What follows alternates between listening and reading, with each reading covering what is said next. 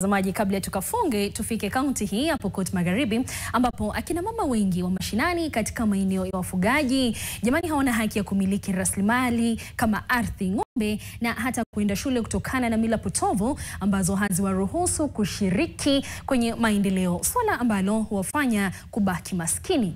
Hata hivyo, akina mama na wasichana wenye umri wa miaka kati ya 18 hadi 35 katika kaunti ya Pokot Magharibi wameandika historia mpya kwa kuanza kufanya biashara, kununua na kumiliki mifugo, kufungua akaunti kwenye benki na sasa wanajitegemea na kujiimarisha kiuchumi. Mwandishi wetu Oscar Kakayo Masega alizuru eneo la Murpus na kuzungumza na akina mama hao.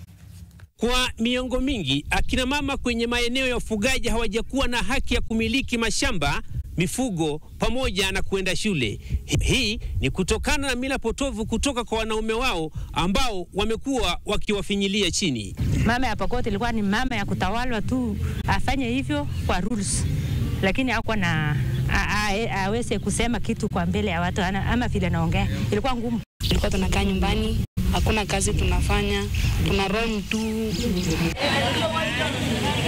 Ni kupitia kwa juhudi za mashirika mbalimbali ambapo akina mama hawa ambao wako kwenye ushirika wameweza kupiga hatua kimaisha. Tukanunua kuku 120 na tukaweka kwa pamoja kwa kikundi yangu. Hiyo kuku tulifuka tukiwa tuna save na tukiwa na training ya mambo ya sako.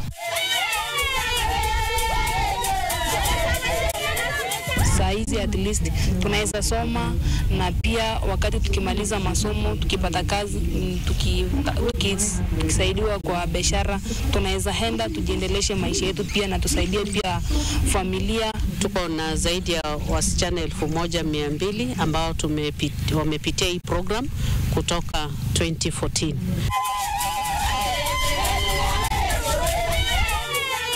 Hatua ambayo imeweza kusaidia akina mama hawa na sasa wako na uwezo wa kumiliki akaunti za benki na hata kumiliki mali kwenye maboma zao. Nikiripotia NTV mashinani kutoka eneo la Murpus katika kaunti ya Pokot Magharibi, jina langu ni Oscar Kakayo Masega.